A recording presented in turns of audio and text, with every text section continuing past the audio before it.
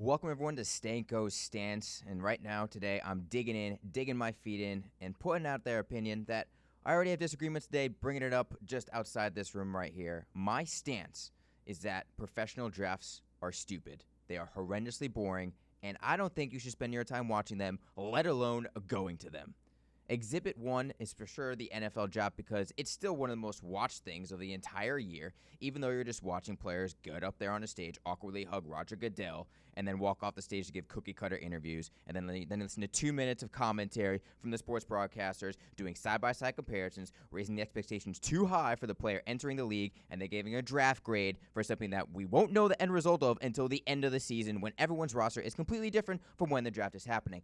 But I digress. I think that professional sports drafts are incredibly boring to watch. I have not watched one in 4 or 5 years, and I can't say that I'm upset about it because I spend my time doing other things and I can enjoy my time more. What is the point of watching a draft? I keep on asking people this, and they say it's educational. They say it's fun to watch. They say it's about your team drafting the players.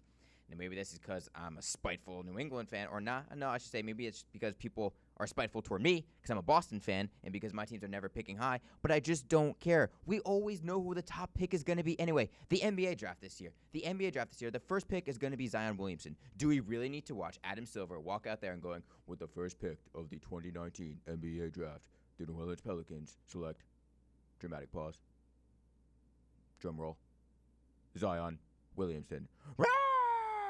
Fantastic. We all knew that was going to happen anyway. And ESPN is all over Zion Williamson. That doesn't even matter. Every single thing about the draft is going to be about Zion Williamson and what's going to happen because is Anthony Davis going to leave and people are going to trade picks.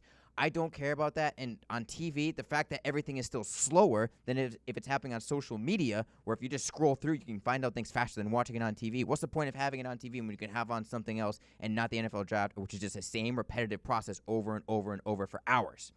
I don't get it. I don't get it. And to the people who go to the drafts, I ask you, why? Why?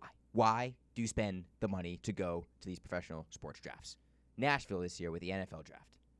Streets literally lined with thousands of people down Nashville, ruining bachelorette parties from here to there with tears of brides-to-be streaming down their faces. Thousands of people watched from a street where they could not see a single thing on the stage happening, and they're just there wearing their team's colors, looking like idiots, spending that much money to go down to something that you're not going to remember about what the person said on the stage or anything like that. You literally just go there to hear your team, hear who they selected, and either scream loud or boo loudly. You're going to pay money to go do that? Why? You could do that from your house, and you could probably scream louder from your house, and nobody's going to judge you for it. It's absolutely insane to me. I don't understand. And you're behind on the times because, again, you could find things out faster before they're actually selections. Because on Twitter, if you go on, even though the associations and the leagues want to slow down the reporters because they don't want to let the information out before it's announced on TV, which is just a money-grabbing thing, preventing people from doing their jobs, hate it. You're behind the times because you still have reporters out there who are putting out the things beforehand, and you could find out faster. And also, when you're on social media, you have the articles with the recaps right away of what the players can be. That's already more in-depth than what the commentators are going to put on the TV. Sure, you got the fancy graphics with the side-by-side comparison of who's going to be the next Tom Brady, drafted this low to have this much success. You got all those stupid comparisons which raise the expectations for these players who are already under immense pressure, and then you put their name next to some all-star or some Hall of Famer, and boom, they have to live up to that expectation, otherwise their career is a failure. I don't understand the point of watching or tuning into exclusively these professional sports drafts. For me, what I do with the professional sports drafts, I put on a professional sports game that's happening. I put on a movie. I put on a TV show, and then I'm on my phone scrolling. Oh, cool. Zion Williamson, #1 pick. All right. Sweet. Who's next? Jay Morant. Cool. RJ Barrett. Again, we know the order that these things are going to be picked in, and sure, sometimes there's a shock value that just completely blows you away, like the Daniel Jones getting selected by the New York Giants. They drafted that quarterback, and guess what? Everybody freaked out.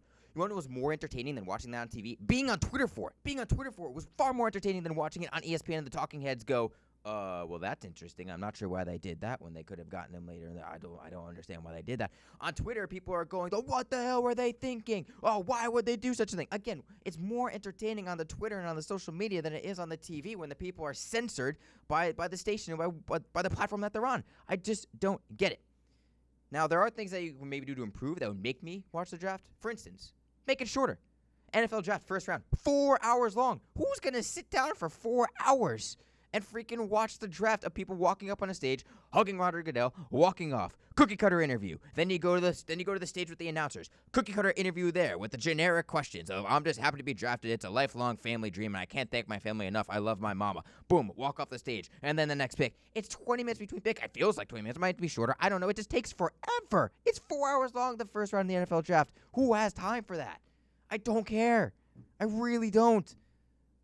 I fall asleep in the middle of the round anyway. It makes no sense of why you would watch the event when you can go do something else and get on Twitter and still get as much information as possible. Or why would you possibly go to the event, waste that much money for something that you're not even going to fully comprehend and not know everything that's happening because you're centered that small little area.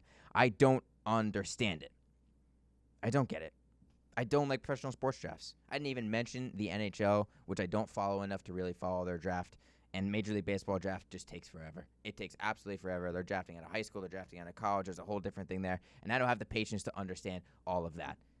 But in terms of the NFL and the NBA, I don't care. I'm not going to watch your drafts. I'll follow along on Twitter while I put a movie on, while I go play softball, while I go do something with my life instead of watching the same thing on the TV for an elongated amount of time just so television stations can make money. The broadcasters and sports media person can get on the TV and go, boop, boop, boop, boop, boop. I think that this person reminds me of this. Boop, boop, boop, boop, boop. They have the possibility to be an all-star. Boop, boop, boop, boop, boop. But they have a floor that is as low as boop, boop, boop, boop, boop. It's the same repetitive things over and over and over. Draft coverage annoys me. Draft coverage bores me. Let me know what you think. This is Jonathan Stanko from Stanko Stance.